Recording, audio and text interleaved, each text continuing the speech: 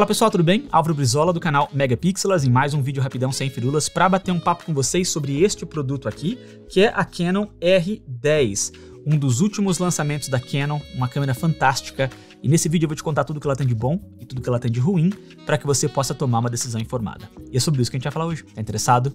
Vamos nessa!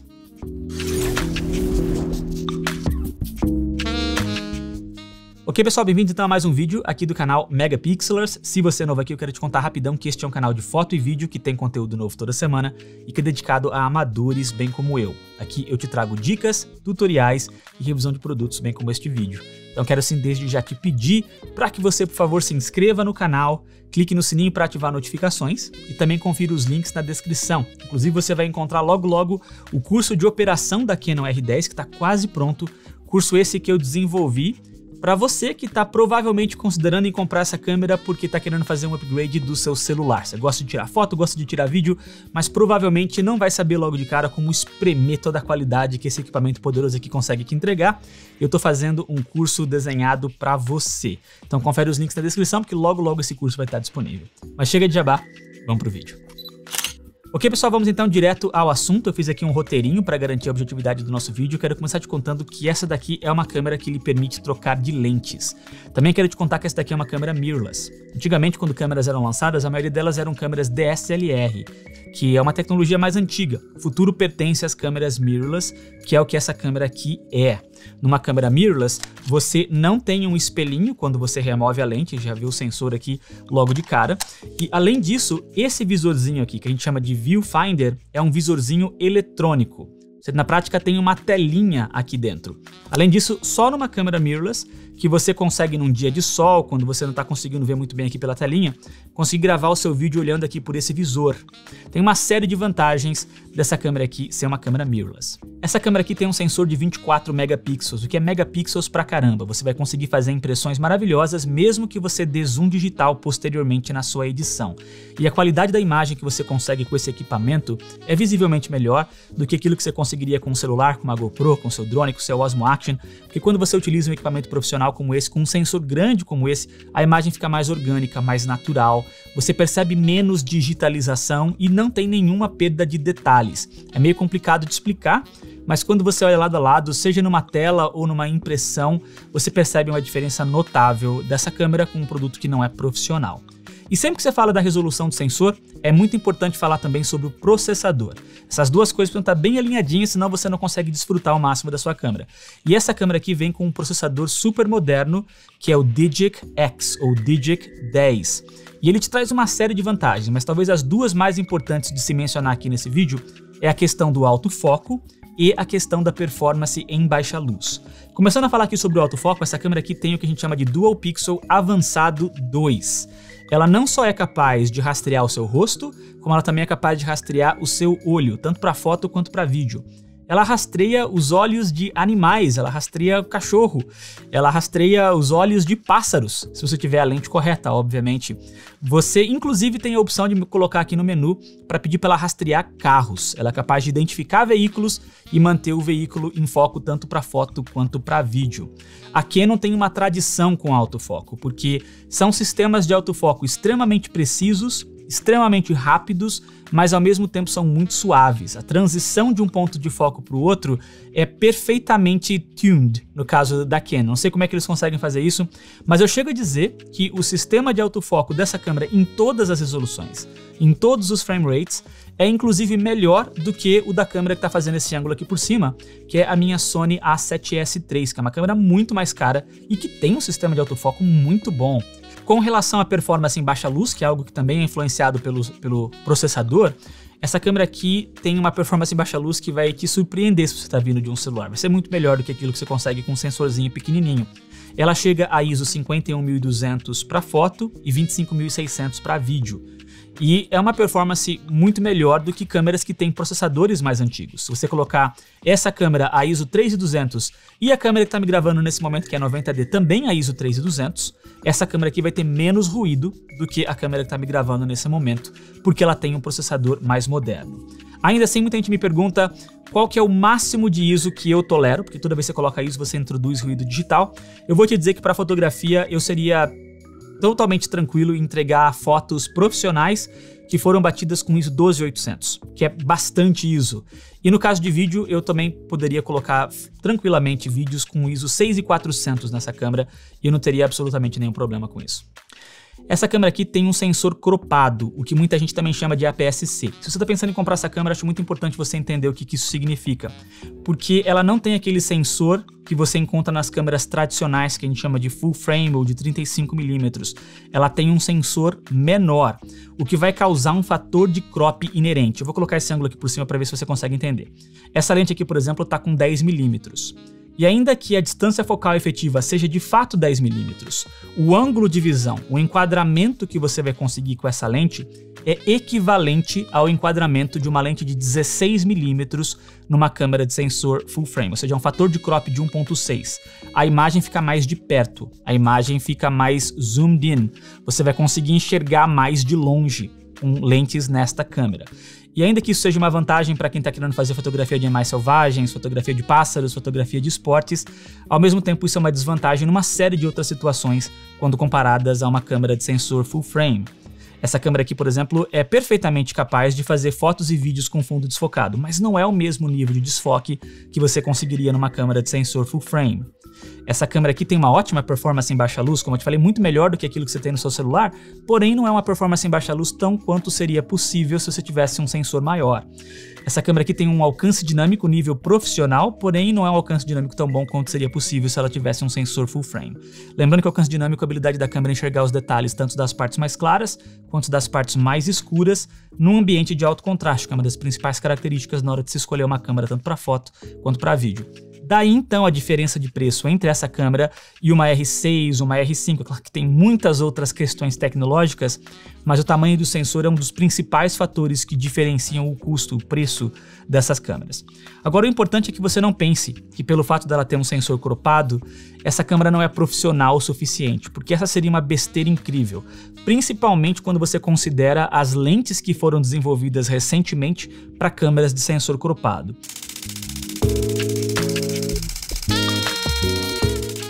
Com relação a vídeo, deixa eu cobrir 7 coisas rápidas aqui nessa câmera. A primeira delas é que ela é capaz de gravar vídeos 4K a 60 quadros por segundo, com a mesma performance de autofoco que eu elogiei tanto no começo desse vídeo. Então você vai poder fazer câmera lenta de até 40% da velocidade original em 4K com autofoco. Porém, ela tem um crop. E é um crop bem significativo. E eu coloquei aqui na imagem algumas imagens na tela para que você possa perceber. A segunda coisa que eu quero te contar é que ela também grava vídeos a 4K 30 quadros por segundo e 24 quadros por segundo, e aí dessa vez sem crop, né? Só com crop inerente de 1.6, porque ela é uma câmera de sensor cropado, mas sem crop adicional. E o mais legal é que ela faz isso na prática gravando uma imagem a 6K, que é oversampled para 4K. O que significa que, na verdade, a câmera está gravando e registrando os detalhes de uma imagem a 6K, mas ela está enganando por uma questão de bitrate e uma questão de processamento interno, para que na hora que você for editar o arquivo, você vê como se fosse um arquivo em 4K. Mas a imagem é detalhada o suficiente como se fosse uma imagem a 6K. Na prática, gente, se você pegar a R10 a 4K 30 quadros por segundo e comparar com a nitidez, com quão sharp é a imagem da minha Sony A7S III ou da minha Sony FX3, que é da linha de cinema, também a 4K 30 quadros por segundo, a imagem da Canon R10 vai ser mais detalhada do que a dessas câmeras. Porque aqui é na prática um 6K, que eles estão fingindo ser um 4K, enquanto nessas câmeras a imagem é 4K direto. Então, esse é o poder da qualidade de imagem em vídeo que essa câmera aqui consegue entregar, que realmente é impressionante. A 1080p, ela grava a até 120 quadros por segundo, o que vai te dar a oportunidade de fazer câmera lenta de até 20% da velocidade original, que é a câmera lenta mais tradicional, mais romântica, mais utilizada em Hollywood, e ela consegue fazer isso com autofoco, porém, você não tem áudio. Não sei que alguém queria áudio numa imagem a câmera lenta, mas ainda assim, saiba que ela não grava áudio quando você coloca neste modo. Mais uma coisa que eu quero contar é que você tem as cores fantásticas de Canon, né? Eu acho que os tons de pele, o azul do céu, os verdes da natureza, das cores da Canon, ainda hoje são os melhores padrões, é o melhor padrão de cor que você consegue encontrar. O que é importante, porque essa câmera não grava em modo log, ela não grava em modos dessaturados, ela não tem o Canon Log 2 ou o Canon Log 3, então ela não te dá um ponto de partida mais neutro para sua correção de cor, e os arquivos dela são 8 bits 420, que é um papo totalmente nerd, mas sabe que ela não gera arquivos de vídeos que são muito adequados para fazer correções de cores sofisticadas. E você pode fazer um pouquinho de correção de cor, até porque ela grava a 120 megabits por segundo, um pouco mais até do que a minha Canon 90D. Então você tem um pouquinho mais de flexibilidade para correção de cor, mas não é o que você normalmente conseguiria numa câmera mais sofisticada. Então ter um padrão de cor tão bom quanto o da Canon já ajuda logo de cara. Fiz um teste lá fora, dá uma olhada como é que ficou.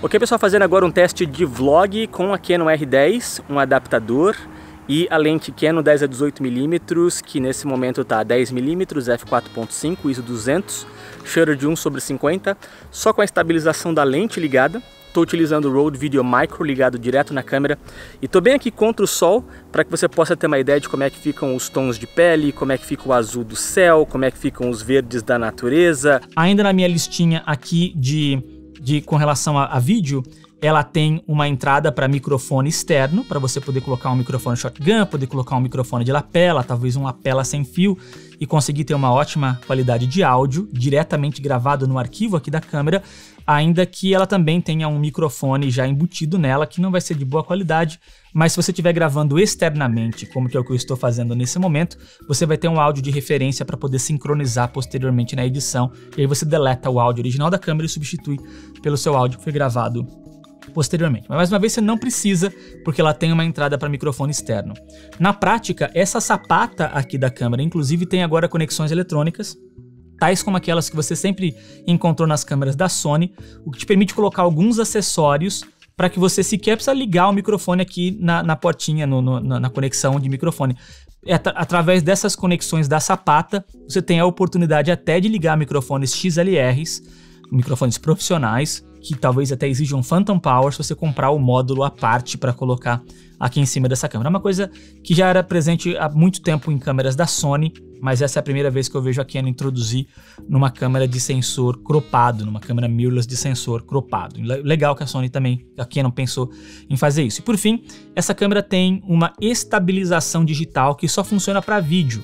Ela não tem estabilização no sensor. O sensor dela não é móvel, é um sensor fixo. Ela não tem In-Body Image Stabilization, ela não tem IBIS. Para foto isso não vai funcionar, mas para vídeo ela dá uma cropadinha na imagem e aí você consegue ter uma estabilização muito melhor. Estou colocando aqui na tela alguns testes para que você possa perceber. Perceba que ela dá uma cropadinha na imagem.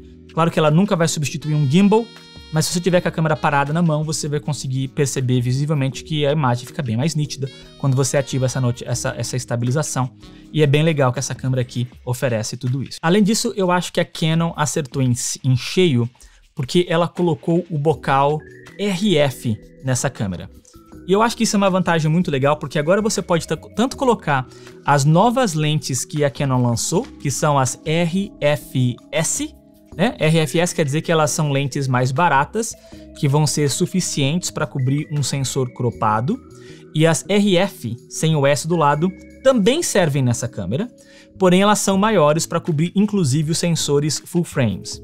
Ainda assim, se você comprar um adaptador tal como esse daqui, não tem nenhuma dessas lentes RF, eu comprei esse adaptador aqui, que nem é da marca original da Canon. Agora eu posso colocar as lentes que eram desenhadas para DSLRs aqui nessa câmera, como essa daqui, a 10 a 18mm EFS, é uma lente desenhada para DSLR. e ela funciona perfeitamente nessa câmera, como se ela fosse nativa, não tenho nenhuma deficiência com relação ao sistema de autofoco, nenhuma deficiência com relação à estabilização. Ou seja, você abriu um leque para poder utilizar tanto as lentes de DSLR para sensor full frame, quanto as lentes para DSLR de sensor cropado, além de poder utilizar marcas alternativas, como Tamron, Yangnu, Rokinon e por aí vai, e além do fato de que lentes de DSLR da Canon são muito populares e é muito fácil encontrar lentes usadas e conseguir ter um benefício, ter um valor em comprar lentes usadas, tá bom? Então, o fato de ter um bocal RF aqui nessa câmera, na minha opinião, foi um grande acerto. Porém, toma cuidado, tá? Se você já tinha uma câmera de sensor cropado da Canon, que era mirrorless, provavelmente você tinha uma Canon M50. E esse é um bocal diferente. As suas lentes, aquelas que você comprou para sua M50, não servem nessa câmera. E não tem adaptador que vai fazer elas servirem. Então você pode colocar lentes de DSLR e você pode colocar as lentes RF ou RFS nessa câmera. Mas se você tem uma M50 e tem lentes específicas para ela, você vai ter que se desfazer dessas lentes e comprar lentes adequadas para esta câmera aqui. Vamos falar agora um pouquinho sobre a qualidade da construção dessa câmera. Essa câmera aqui é uma câmera da Canon, então ela vai ter o padrão de construção da Canon, que normalmente é muito bom. A Canon, mais uma vez, acertou em cheio com relação ao grip, com relação à pegada. Você tem uma firmeza muito legal, é muito confortável segurar essa câmera. E ela é muito leve, ela é muito pequena, o que vai ser fácil para você armazenar, fácil para você transportar, confortável para você utilizar por longos períodos de tempo. E os botões são bem distribuídos, bem fáceis de você navegar. Não tem nada que é muito mole, não tem nada que parece que é mal construído com relação a essa câmera. Eu acho que também vale a pena mencionar que ela vem com um joystick. E é uma coisa rara de se encontrar em câmeras nessa faixa de preço. Eu considero quase como se fosse um presente da Canon colocar um joystick em câmeras dessa faixa de preço. É muito útil para você poder navegar nos seus pontos de foco e normalmente não está presente em câmeras nessa faixa aqui. Obviamente também ela vem com uma telinha flip, né? Uma telinha articulável para você fazer vlogs, para você se gravar por trás da câmera, para você fazer ângulos mais baixos ou ângulos mais altos, para você proteger a telinha. E é uma tela completamente touchscreen, bem brilhante, bem responsiva, você não vai ter dificuldade de enxergá-la mesmo nos dias mais claros. Normalmente a Canon também faz um ótimo trabalho com relação à qualidade da telinha flip que você encontra nela. Uma das coisas que eu acho que é importante que você saiba é que ela tem uma saída de HDMI, que está aqui na lateral da câmera, então você vai poder ligar essa câmera numa placa de captura e jogar a imagem para o seu computador, para você fazer uma live stream, e ela te dá sim a opção de ter uma saída limpa, uma das perguntas que eu mais recebo aqui no canal, e com essa câmera você consegue fazer isso, além de que ela já vem com alguns recursos de software aqui dentro para você ligá-la com a conexão USB no seu computador, e já inclusive fazer live stream direto para o YouTube sem precisar de uma placa de captura. É uma coisa que essa câmera aqui também te dá a oportunidade de entregar. E aí, por fim, a parte de qualidade de construção, ela tem uma bateria que é mais ou menos, você vai tirar umas 400, 430 fotos com essa bateria, gravar um vídeo por 1 hora e meia, mais ou menos. Então eu acho que ainda que não seja tão ruim, se você quiser passar um dia inteiro para trabalhos profissionais ou numa viagem e não ficar pensando muito se você vai ter bateria suficiente, eu compraria 2, talvez 3 baterias no total, para que você não ficasse pensando nisso. E o cartão de memória é colocado junto aqui com a bateria. Eu normalmente prefiro que o cartão de memória seja aqui na lateral, mas nessa câmera o cartão de memória é aqui junto com a bateria. É importante que você saiba disso. Mas enfim, a qualidade da construção dessa câmera não me deixa nada a desejar. Estou muito satisfeito com a qualidade de construção dessa câmera. Vamos falar sobre então agora as partes negativas. Vamos falar sobre os contras que essa câmera tem. A primeira delas é que ela não tem uma saída para fone de ouvido. E eu sei que isso é reservado para câmeras mais caras, mas eu não imagino que uma saída para fone de ouvido aumentaria muito o custo de fabricação dessa câmera, e monitorar o seu áudio enquanto você está gravando é fundamental. O áudio é 50% do vídeo. Nenhuma câmera que grava vídeo deveria vir sem uma saída para fone de ouvido. Eu acho que mesmo nessa faixa de preço a Canon deveria nos ter dado uma saída para fone de ouvido, e ela não nos deu. Outra coisa que eu quero reclamar é que ela tem uma saída de micro HDMI, e eu sei que pelo fato dessa ser uma câmera muito compacta, não daria para colocar uma saída de HDMI full size, né? Um HDMI gigantão, mas eu acho que se eles se esforçassem um pouquinho mais, daria para eles colocarem uma mini HDMI, como é o que você encontra, por exemplo, na Canon 90D. É uma saída que não é tão boa quanto a full size, mas ela também não é tão frágil quanto essa pequenininha. Então, uma parte negativa com relação à qualidade da construção dessa câmera é a saída de HDMI, que é uma micro HDMI. Por fim, eu quero te dizer que o Electronic Viewfinder aqui dessa câmera, ainda que, como eu disse, é mais legal do que ter um visorzinho óptico, né? Porque você vai ver como é que a imagem vai ficar na hora que você colocar o olho aqui, vai poder fazer vídeo olhando por aqui. Eu não gostei nem da luminosidade, nem da resolução, nem da amplificação do visorzinho que tem aqui nessa câmera. Eu acho que sim, você pode utilizar isso como alguma referência, mas provavelmente na hora de fazer uma composição mais séria, você ainda vai preferir utilizar a telinha ao invés de utilizar o visor, porque eles não colocaram um visorzinho de qualidade, uma telinha de qualidade aqui dentro dessa câmera, provavelmente para deixar o custo mais barato, eu consigo entender isso, mas não atingiu sequer o mínimo das minhas expectativas para um visorzinho como esse, mesmo para uma câmera nessa faixa de preço. E essas são as 3 deficiências que, na minha opinião, foram vacilos da Canon, que não devia ter deixado melhor, mesmo numa câmera nessa faixa de preço. Mas é isso aí por hoje, um review bem detalhado, bem profundo, porém eu tentei não ficar tão nerd com relação a essa câmera. E se você se interessou por ela, eu acho que você tá certo em se interessar, porque ela é uma câmera excelente, vai apelar para muitas pessoas que estão querendo sair do celular. E se você tiver interessado em aprender os detalhes de como espremer o melhor resultado que essa câmera consegue, dá uma olhada na descrição para você conhecer o curso de operação dessa câmera aqui do canal Megapixelers, que eu prometo que não é caro, é um preço bem razoável, bem aceitável mesmo. Mas é isso aí por hoje, espero que vocês tenham gostado, um forte abraço a todos, até a próxima.